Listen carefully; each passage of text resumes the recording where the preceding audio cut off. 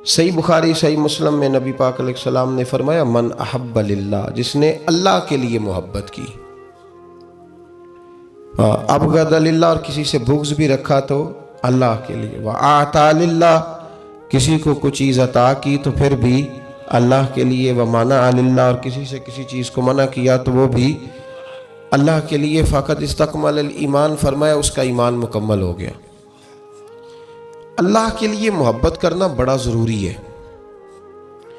सालिहीन नेक लोग, अल्लाह के बंदे, उनसे प्यार करना इसलिए कि वो अल्लाह के बंदे हैं। ये चीज़ ईमान को मुकम्मल करती है, ये चीज़ ईमान को मजबूत करती है। जो साले लोगों का प्यार है ये तकमील ईमान का सबब है। इसको मेरे नबी पाक सल्लल्लाहु अलैहि वसल्लम ने बयान फरमाया। जब कुरान और हदीस को आप बार बार पढ़ते हैं ना, तो वो जो सरकार ने हज़रत अली से फरमाया था ना कि मेरा कुरान कभी पुराना नहीं होगा, तो नए से नए मान ही निकलते हैं। इस हदीस मुबारका को बड़ा ज़माना पहले भी पढ़ा था। रात दोबारा नज़र से गुजरी तो बात एक जगह पे ठहर गई कि ये जो अल्लाह के लिए मोहब्बत है ना, ये अमल नहीं, ये तो असास है। फ़क़द इस्तकमल ईमान, फरमाया अगर ईमान मुकम्मल करना है तो उसकी शराइत में से ये है कि तू अल्लाह के बंदों से अल्लाह की रज़ा के लिए मोहब्बत करे। तो अल्लाह के बंदों से अल्लाह की रज़ा के लिए, ये तकमील ईमान का सबब हुजूर ने बयान फरमाया। अब जो किसी अल्लाह के बंदे से अल्लाह की रज़ा के लिए मोहब्बत ही नहीं करता, तो जो बुनियादी जुज़ है ना ईमान का, वो तो अभी तक उस ईमान के जुज़ की तकमील तक ही नहीं पहुंचा। असास ही नहीं पूरी, ईमान की बुनियादें अभी मजबूत नहीं। तनकीद के दौर में और तंज के ज़माने में और अपनी मर्जी से घड़े हुए नज़रियात के दौर में धुंधले धुंधले से लोगों के नज़रियात, बातों पे गर्द पड़ी हुई और यकीन पर धूल जमी हुई, और जो मोहब्बत और इश्क के ख़ास नज़रियात होते थे उन पर जंग लगा हुआ। लोग अगर किसी बुजुर्ग के आस्ताने पे चले भी जाते हैं तो ज़िंदगी में वो अजीब लम्हा था कि वो मेरे साथ था पर मैं तन्हा था। वहाँ खड़े होके भी रिश्ता उनके साथ नहीं जोड़ते, ताल्लुक़ नहीं लगाते। अल्लाह के बंदों से मोहब्बत करें। सालिहीन का प्यार जो है ना, वो इंसान को साले रास्ते पे लगाता है। साले लोगों की मोहब्बत की यहाँ भी ज़रूरत है। सुबह क़यामत भी हमारे यहाँ एक प्यार बताया जाता है। बहुत सारे लोग कहते हैं कि फ़लाँ अल्लाह के नेक बंदा है पर मुझसे बड़ी मोहब्बत करता है, वो मुझसे बड़ी, वो जो आपसे बड़ी मोहब्बत करता है वो उसके काम आएगी, आपके नहीं आएगी। अल्लाह खैर फरमाए। क्या कहा भला मैंने? वो जो आपसे बड़ी मोहब्बत करता है ना, उसका फ़ायदा इसलिए कि वो ड्यूटी कर रहा है। आपको क्या फ़ायदा होगा जो आप मोहब्बत करेंगे? हमारे यहाँ कहते हैं जी मेरे फलाने उस्ताद हैं मुझसे बड़ी मोहब्बत करते हैं, मेरे वालिद साहब हैं मुझसे बड़ी मोहब्बत करते हैं, दादा जान का, नाना जान का, अम्मी अब्बू का मुझसे बड़ा प्यार है, अम्मा मेरी मेरे से बड़ी मोहब्बत करती है, मेरे हजरत साहब मुझसे, तो भाई इसका फ़ायदा अम्मा जी को होगा। वो जो आपसे प्यार करती है ना अम्मा, तो उसका फ़ायदा, क्योंकि अम्मा बरी ज़िम्मा हो जाएगी कि मैंने प्यार पूरा दिया है। आपने अगर भाई फ़ायदा उठाना है ना अम्मा के रिश्ते का, तो वो अम्मा जो आपसे प्यार करती है उसका फ़ायदा नहीं आपने उठाना, वो जो आप अम्मा से प्यार करते हैं उसका फ़ायदा आपको मिलेगा।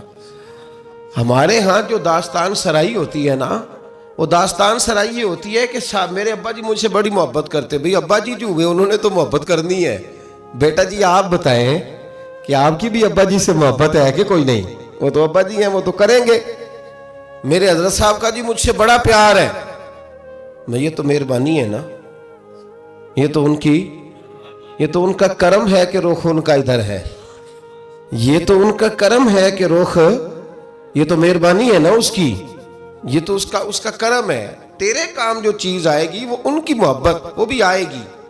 एक पहलू है उसका भी, यहाँ भी काम आएगी, वहां भी काम, ये शफकतें, ये मोहब्बतें, ये काम आएंगी। लेकिन जिस चीज का नफा मिलने वाला है वो उनकी मोहब्बत और शफकत में उनको मिलेगा। कि मैंने कुछ शफकत करने में कमी, अब हमने जो कुछ करना है ना उसका फायदा हमें मिलेगा। अल आखिल्लाहु यौमइज़िन बादुहुम लिबादिन अदुव्व, इल्लल मुत्तकीन।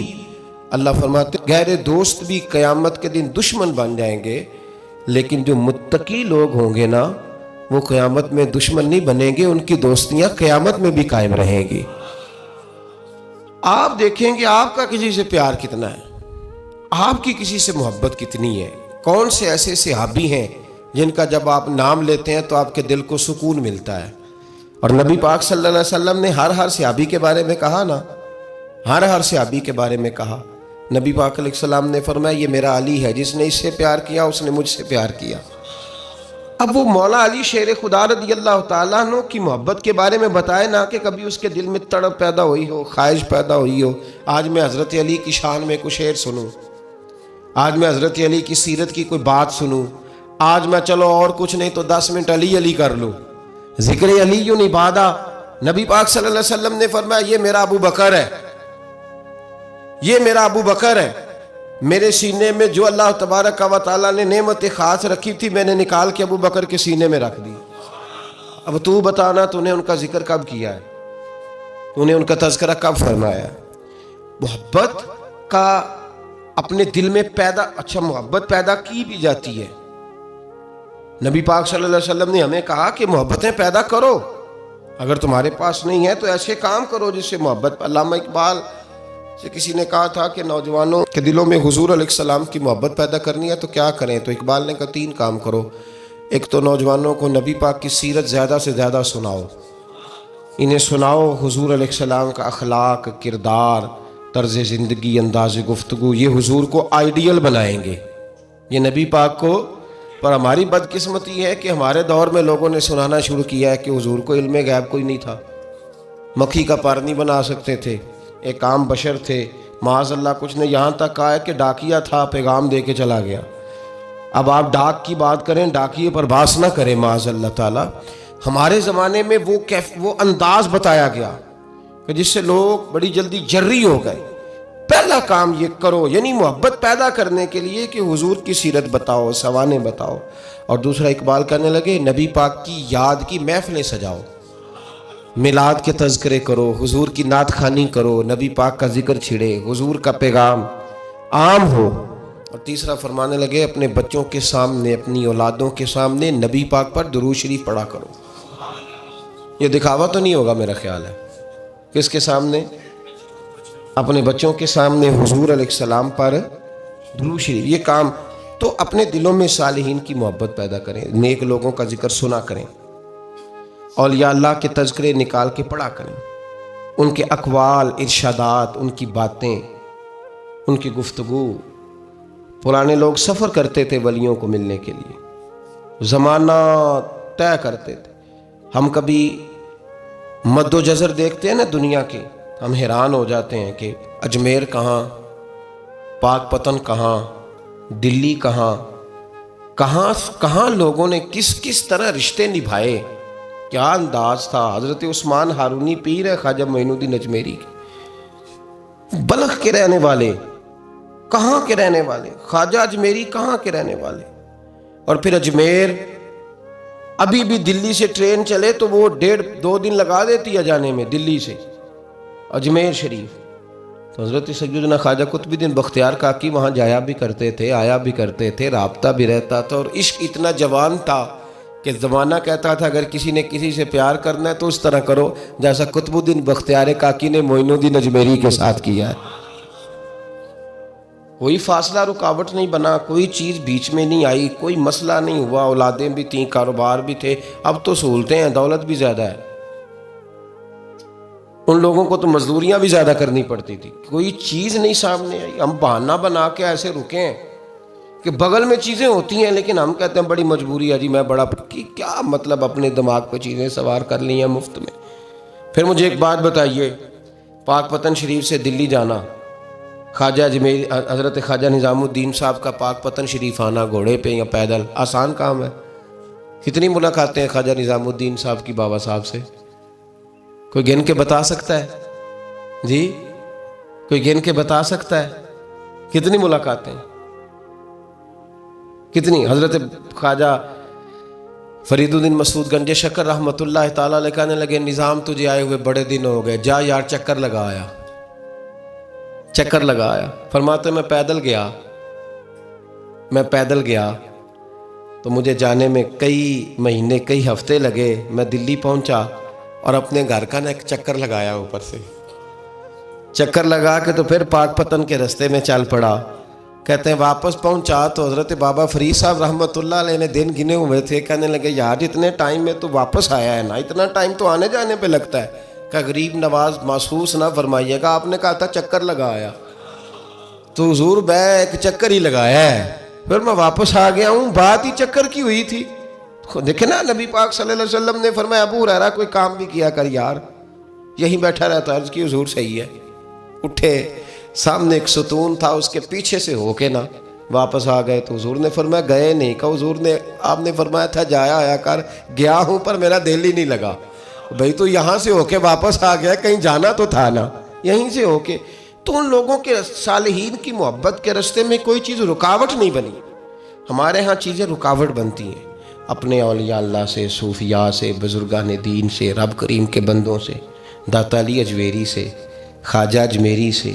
इन लोगों से प्यार करें, सालिहीन की मोहब्बत दिलों में पैदा करें, सहाबा का प्यार दिलों में पैदा करें, अहले बैत नबुव्वत का प्यार दिलों में पैदा करें। यार ये हदीस जो है ना, ये उम्मीद की किरण है, ये रोशनी का मीनार है कि मेरे नबी पाक ने फरमाया जो जिससे प्यार करेगा क़यामत में उसी के साथ रखा जाएगा। ये सही बुखारी की हदीस है, अल मरउ मा मन अहब्बा। और ये जो मा है ना, इसका माना है साथ रहना। हाँ, मा अल्लाह, मा यानी बमा, यानी उसके साथ। अल मरउ मा मन अहब्बा, जो जिससे मोहब्बत करेगा क़यामत में उसी के उसकी मैयत में रखा जाएगा। उसके एक बड़ी खूबसूरत बात, इमाम आज़म अबू हनीफा के एक शागिर्द गुजरे, इमाम मोहम्मद रहमतुल्लाह अलैह। खूबसूरत बड़े थे, कुछ खूबसूरत थे, कुछ सोना, कुछ मुंह दा मिठा, कुछ प्यारे बड़े थे। कुछ उनका अंदाज ये था कि नफासत पसंद बड़े थे, बड़े नफीस थे। निकलते थे तो तन्हा नहीं निकलते थे। एक दफ़ा बगदाद में तशरीफ़ लाए तो बगदाद से उन्होंने एक बस्ती और में जाना था, तो वहाँ यहूदियों और ईसाइयों का बड़ा गलबा था। तो इमाम मोहम्मद रहमतुल्लाह अलैह फरमाने लगे यहूदियों ईसाइयों के बीच से गुजरना है तो कोई यही ना समझे कि उनके तो पल्ले कुछ नहीं। कहने लगे सोने घोड़े लाओ अरबी नस्ल के। 30 शागिर्द साथ थे, उनको भी साथ तैयार किया।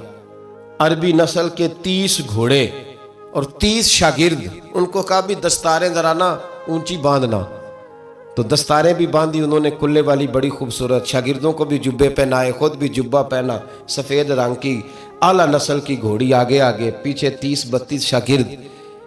और जब आप गुजरे ना बगदाद के आगे उस इलाके से, यहाँ यहूदी ईसाइयों की भी कसरत थी। तो औरतों की आदत होती थी पुराने ज़माने में मेहमान देखने के लिए छतों पर चढ़ जाती, कुछ अपने दरवाजे पे खड़ी हो जाती, कुछ देखती खिड़कियों में से कि गुजर रहा है कोई मेहमान। तो यहूदियों की, ईसाइयों की बहुत सारी औरतें छतों पे चढ़ गईं। तो मुसलमान नारे लगाने लगे इमाम मोहम्मद आ गए, इमाम मोहम्मद आ गए। कुछ पहले ही बड़े हसीन थे, पहले ही बड़े खूबसूरत थे, कुछ हुजूर की सुन्नत का नूर चढ़ा हुआ था, कुछ दाएं बाएं शागिर्द थे, फूलों की पत्तियां गिर रही थी। तो जब मोहम्मद मोहम्मद के नारे लगने लगे ना, तो उन औरतों ने इमाम मोहम्मद का जलवा देखा। तो देखा देखी काम क्या शुरू हुआ, एक ने देखा तो इतनी महव हुई कि उसने कलमा पढ़ना शुरू कर दिया। उससे कलमा सुन के तो दूसरी ने भी पढ़ा, तीसरी ने भी पढ़ा, चौथी ने भी पढ़ा। बीबियां बुलंद आवाज से मुसलमान होने लगी। उनको देखा देखी मर्द भी पढ़ने लगे। ढेर सारे यहूदी ईसाई मुसलमान हो गए। एक मुसलमान उनसे कहने लगा तुम्हें गलती लग गई है, ये हमारे नबी मोहम्मद नहीं। तो मियाँ साहब का नाम मोहम्मद था ना, तो कश्मीर के लोग कहने लगे शायद वहाँ के हिंदू सिख वहाँ के जो थे कश्मीर के, वो कहने लगे शायद वही मोहम्मद है। तो फरमाने लगे मैं ते बंदा ठग जे लोको, मैं ते बंदा चोर, जिसदा खलकत कलमा पढ़ दी ओ मोहम्मद होर। मैं ते बंदा ठग जे लोको, मैं ते बंदा चोर, जिसदा खलकत कलमा पढ़ दी ओ मोहम्मद होर। तो इमाम मोहम्मद रहमतुल्लाह अलैह को नारा लग रहा था। तो एक बंदा कहने लगा ये वो वाले मोहम्मद नहीं, ये हमारे नबी पाक सल्लल्लाहु अलैहि वसल्लम मोहम्मद सल्लल्लाहु अलैहि वसल्लम नहीं, ये वो नहीं, ये तो हमारे एक इमाम है, इमाम मोहम्मद, वो वाले नहीं। अब वो कुछ लोग चुप थे, कुछ सोच रहे थे, कुछ बात कर रहे थे। तो एक बूढ़ी अम्मा अपने अंदाज में बीच में से बोली, कहने लगी चल बेटा छोड़, हमें पढ़ने दे कलमा, अगर मुसलमानों के छोटे से मोहम्मद का ये हाल है तो बड़े मोहम्मद का क्या हाल है। पढ़ने दे हमें कलमा। ये हाल है उनके गुलामों का तो सरकार का आलम क्या हो।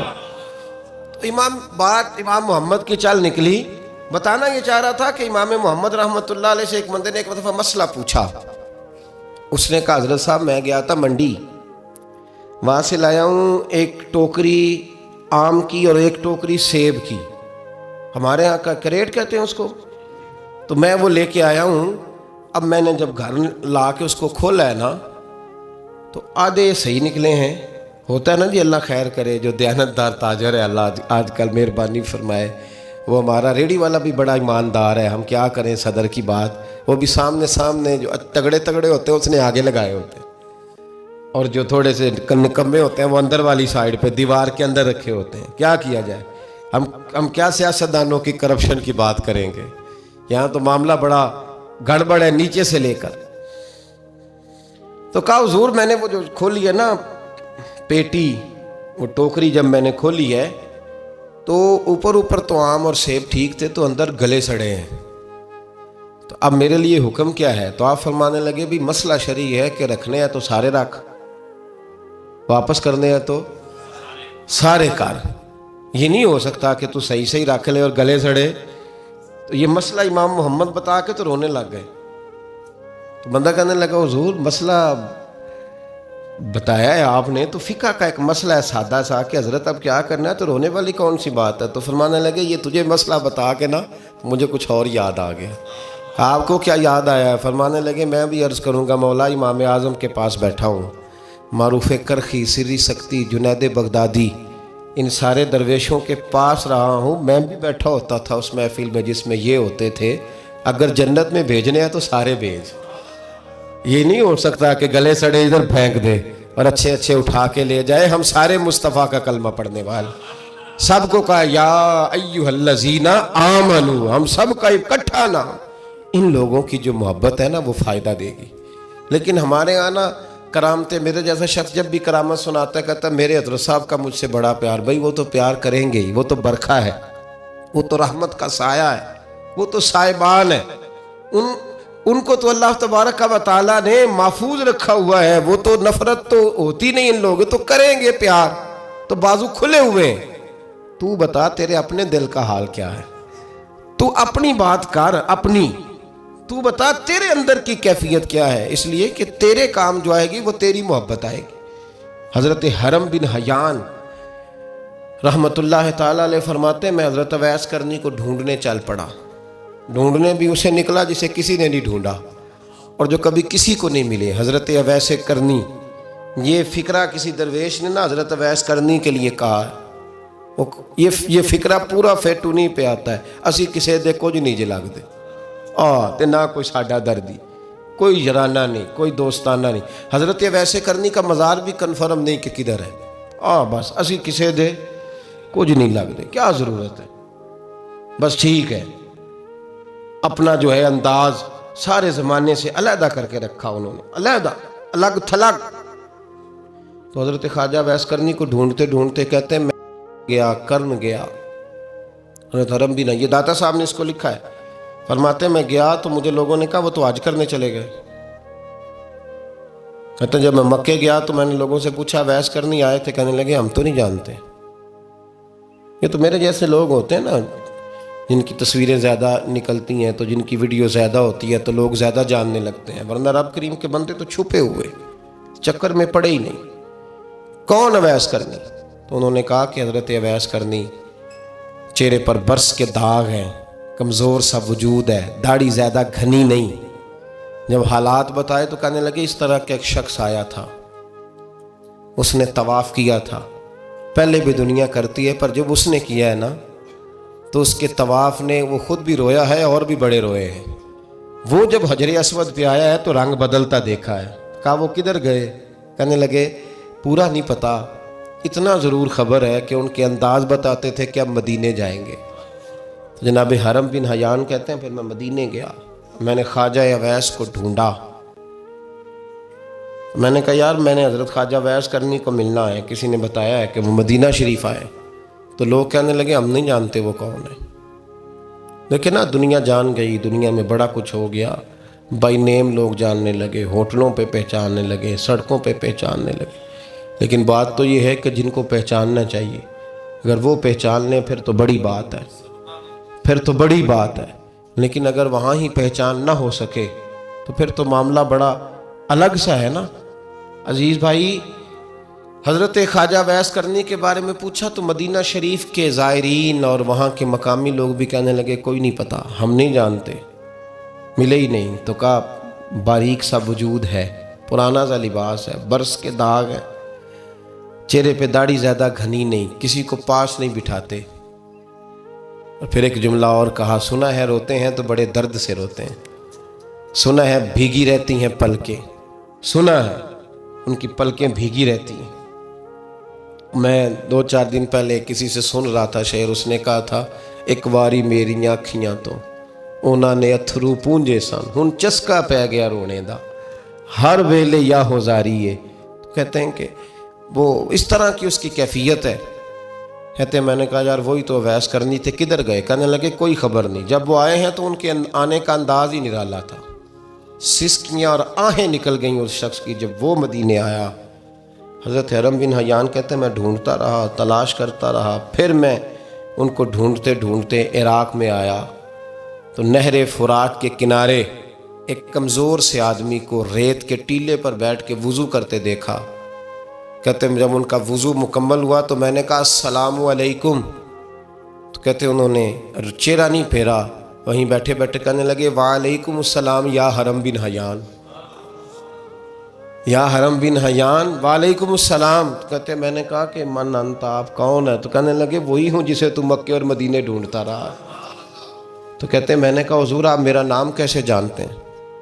बड़ा खूबसूरत जुमला है, अल्लाह करे आपको ये याद रह जाए, सबक कभी ना भूलना, ये सबक कभी ना भूलना। बाबा साहब के मज़ार पे गए तो खाली आ गए, दाता साहब गए तो खाली, ऐसे ही चले गए। हम फारिग लोग थे, कोई काम नहीं था कि बाबा फरीद की गलियों में घूमते रहे। हम फारिग थे कि 2-2 बजे हजरत सुल्तान बाहू रहमतुल्लाह अलैह की जालियों के सामने खड़े रहे। हम कोई पत्थर चाटने वाले लोग थे कि आधी आधी रात बीत गई और हम बुजुर्गाने करमा वाला शरीफ खड़े रहे। ये कैसे हो गया कि मुहद्दिस आदम के मज़ार पे खड़े रहे? ऐसे ही कोई बात थी? हजरत वैसे करनी बोल कर फरमाने लगे, कहने लगे क्या कहा तूने कि मैं तुझे कैसे जानता हूं? फरमाने लगे तू मुझसे प्यार करता है, आरिफ तू रूही मिर रूही का, मेरी रूह तेरी रूह की जानने वाली है। ये रूहों का रिश्ता है, ये खता नहीं जाया करता। आरिफ तू रूही मिर रूही का, मेरी रूह तेरी रूह को जानती है। ये कैसे हो गया? हमको ऐसे लोग थे, तू इतनी जगह मुझे तलाश कर आया और मैं तुझे जानू ना, ये कैसे हो सकता है? ये कैसे मुमकिन है? तू ढूंढता रहा गली गली और मैं कहूं कि मैं तुझे जानता नहीं। फरमाया हरम बिन हयान में, हाँ मैं दुआ करता हूं अल्लाह की बारगाह में कि रब करीम मुझे और तुझे जन्नत में इकट्ठा कर दे।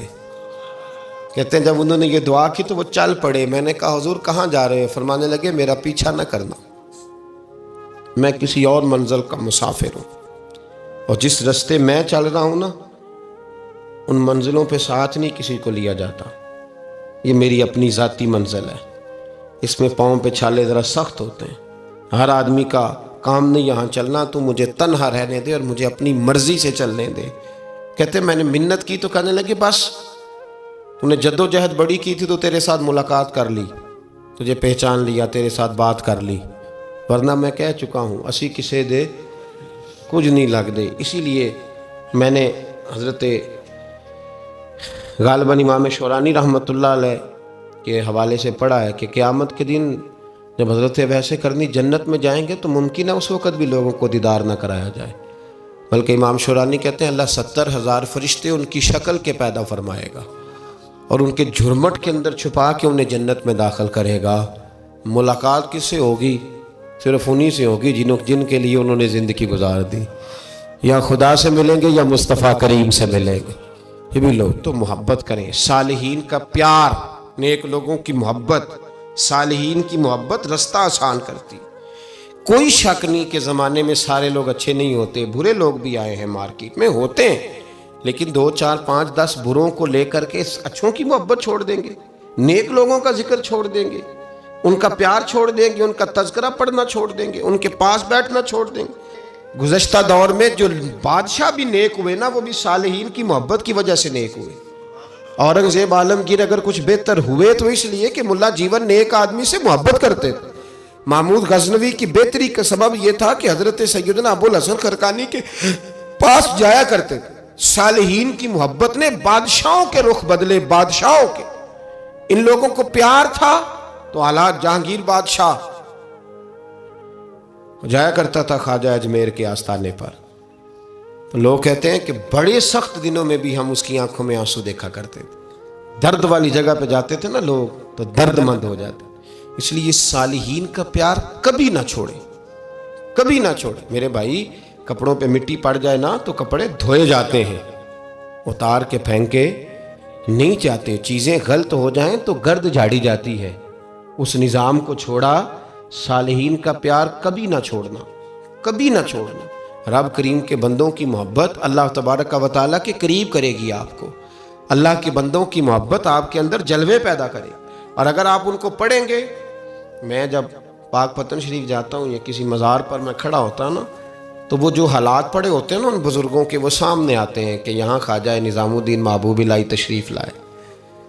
देखे ना, अगर कोई बंदा सोचे तो हो सकता है कि उसका कलेजा फटने को आए जब ख्वाजा निज़ामुद्दीन साहब कहते हैं कि जो बाबे जन्नत है ना बाबा फरीद साहब का, कहते हैं ऐसे ही बाबे जन्नत नहीं, फरमाते हैं जब बाबा साहब का विसाल हुआ तो बाबा साहब वहीं लेटे हुए थे जहां आज उनकी मज़ार है, और उनके सराहने बिल्कुल जिस जगह को लोग बाबे जन्नत कहते हैं वहां मैंने रसूल पाक को खड़े हुए देखा है। अब कोई आदमी हुजूर की खुशबू महसूस, उसका एक इरादा बन गया ना कि यहां हुजूर खड़े थे, उस पर कैफियत क्या तारी होगी, उस पर अंदाज क्या होगा, उस पर वारद क्या होगा, वो कहां पहुंच जाएगा 1-2 मिनट के अंदर।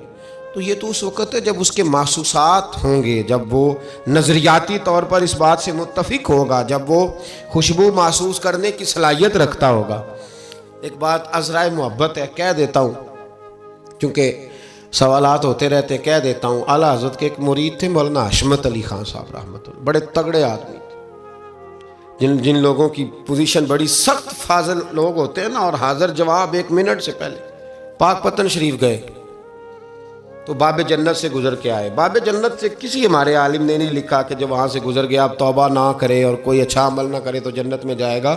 बस ये कहा कि एक दरवाज़ा है जहाँ ख्वाजा निज़ाम ने हुजूर अलैहिस्सलाम को खड़े देखा, गुजर जाए कोई तो अल्हम्दुलिल्लाह, उसके लिए एक बरकत है।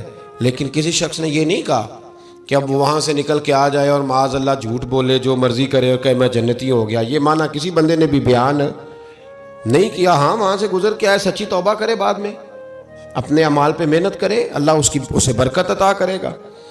फरमाते मैं पाक पतन शरीफ से होके आया, रश बड़ा था, उसके अय्याम थे, तो बाबे जन्नत से गुजर के आया तो मैं बस की छत पे बैठ गया। कुछ और लोग भी थे, तो उनमें से कुछ ऐसे साहिबान भी थे जिनको बीमारी होती है छेड़ के रखने की, कोई ना कोई बात किए रहते हैं, ये हो गया तो वो हो गया। कहते हैं उन्होंने बात छेड़ दी, मौलाना कहाँ से आ रहे हैं? तो मैंने कहा पाक पतन शरीफ। तो कहने लगे कि आप वो बहिश्ती दरवाज़ा जिसको कहते हैं बाबे जन्नत, वहाँ से भी गुजरे हैं? कहने लगे अल्हम्दुलिल्लाह, लाइन तो बड़ी लंबी थी पर मौका मिल ही गया है, गुजर गया हूँ वहाँ से। तो कहते हैं मुझे सूंघने लग गए। कहने लगे फिर तो आप जन्नती हो गए होंगे, पर आपके पास से जन्नत की खुशबू नहीं आ रही। तंजिया, उन्होंने कहा तंजिया। तो कहते हैं उन्होंने तंज किया तो मुझे भी हक हासिल था, जवाब दर जवाब की तो इजाज़त होनी चाहिए ना।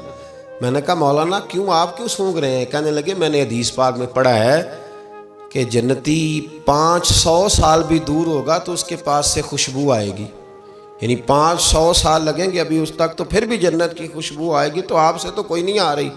कहते मैंने उनसे कहा आपने एक हदीस पढ़ी है, अगली भी पढ़ लेनी थी। हुजूर ने फरमाया जहन्नमी को जन्नत की खुशबू कोई नहीं आएगी। ये नहीं पढ़ी आपने हदीस, ये नहीं नज़र से गुजरी? तो कहते अब वो मौलाना मुझसे माजरत करने लगे, कहने लगे यार आप तो नाराज़ ही हो गए। तो मैंने कहा भाई आपने क्यों छेड़ी बात?